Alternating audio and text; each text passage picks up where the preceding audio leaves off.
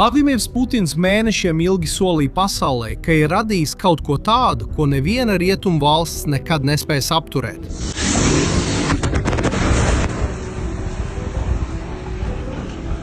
Raķete, kas lido 10 reizes ātrāk par skaņu un spēja pārvarēt jebkādu aizsardzību. Un naktī no 23. uz 24. maiju viņš šo ieroci izmantoja pret Ukrainu jau 3. reizi kopš kara sākuma. Rezultāts? $50 miljonu iztērēt, lai iznīcinātu garāžu kompleksu Bila cerkvā. Taču par ko gandrīz neviens nerunā, ir tas, ka tieši tajā pašā naktī Krievija palaida otro Orešņiku. Un par šo viņi neko nav apstiprinājuši, neko nav paskaidrojuši un palikuši pilnīgā klusumā. Un vai zini, kāpēc viņi tā rīkojās? Tāpēc, ka tas, kas notika ar šo otro raķeti, atklāja vājumu, kuru Putins nevēlas, lai kāds redzētu. Lai saprastu notikušā nozīmīgumu, tev jāzina, ko Putins solīja un kad viņš pasaulē prezentēja Orešņiku 2024. gada novembrī. Krievija pirmo reizi palaida Orešņiku pret Dņipro, Ukrainā. Drīz pēc tam Putins izgāja televīzijā, lai izskaidrotu, ko tas nozīmē. Viņš teica, ka to nav iespējams pārtvert, ka tas lido vairāk nekā 10 reizes ātrāk par skaņas ātrumu, ka tas iznīcina pazemes bunkurus un visu, kas atrodas virs zemes. Un tad viņš gāja vēl tālāk. Viņš publiski izaicināja rietumus. Viņš teica, ka rietumu militārās alianses valstis var izvēlēties jebkuru mērķi Kijevā, izvietot visu pieejamo pretgaisa aizsardzību, un viņš palaidīs Orešņiku. Redzēsim, kas notiks, teica Putins. Mēs esam gatavi šādam eksperimentam. Tā bija milzīga likme un ļoti konkrēts solījums. Ir viena detaļa, ko gandrīz neviens nemin. Paši Amerikas Savienoto Valstu aizsardzības departaments klasificēja Orešņiku kā eksperimentālu. Tas nozīmē, ka tā nav gatava ierocis. Tas ir prototips, kas tiek testēts reālā kaujā. Tas ir kā laist tirgū automašīnu, neveicot drošības pārbaudes un apgalvot, ka tā ir labākā pasaulē. Un, kad tu to saproti, viss kļūst daudz saprotamāks. Jo pirmajās 2 izmantošanas reizēs Orešņiks tika palaists bez sprādzienu bīstamas kaujas galviņas, bez bumbas. Tikai metāla bloki, kas iznīcina ar ātrumu radīto triecienu, nesprākstot, tikai ar trieciena spēku. Un abos gadījumos bojājumi bija minimāli. Nebija nekādu pazīmi par solītajām postošajām sekām. Tajā naktī stāsts par neuzvaram ieroci jau sāka plaisāt. Bet Krievija uzstāja. Un tad notika 3. palaišana. 24. maija agrā rītā 2026. gadā Krievija veica vienu no lielākajiem uzbrukumiem šajā gadā. Tika izmantoti 600 dronu un 90 raķetes pret Kijevu un citām reģionām. Un šī visa arsenāla vidū bija šova zvaigzne, Orešņiks, kas tika palaists pret Bila cerkvu. Pilsēta ar 200 000 iedzīvotāju, aptuveni 80 km attālumā no Ukrainas galvaspilsētas. Raķetes sasniedz mērķi, bloki gaisā dalījās, kā bija paredzēts, un trāpīja garāžu kompleksam.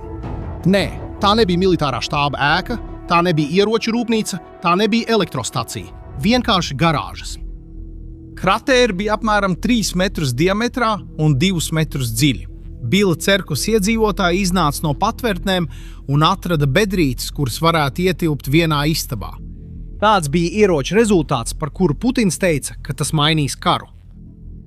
Defense Express pētnieki aprēķināja, ka Orešņika kopējais efekts praksē bija pielīdzināms 36 šahed droniem ar pastiprinātu kaujas galviņu. Tagad ņemiet vērā, ka šahed ir lēts Irānas drons, ko Krievija izmanto lielos daudzumos. Tas pasaka visu par Krievijas militāro rūpniecību. Tā ir atkarīga no Irānas tehnoloģijām netīrajam darbam, kamēr tērē milzīgas summas prototipiem, kas gandrīz nemaz nestrādā. Piemēram, viens Orešņiks maksā $50 miljonus.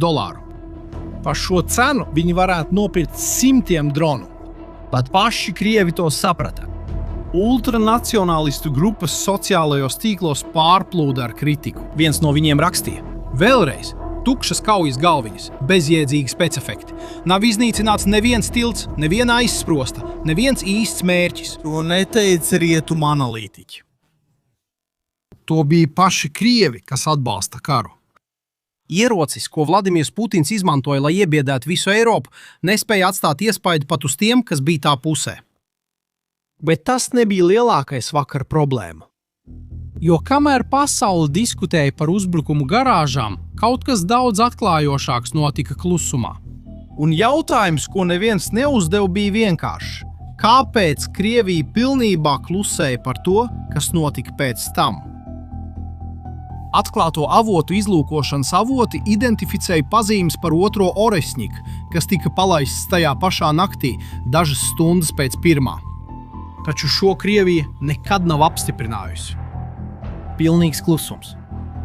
Video ierakstu un analīzes liecina, ka šis otrais Orešņiks izgāzās lidojumā un nokrita pašā Krievijas okupētajā teritorijā, Doņetskas reģionā netālu no Avdīvkas un Jasinovatais pilsētām, kas atrodas Krievijas kontrolē.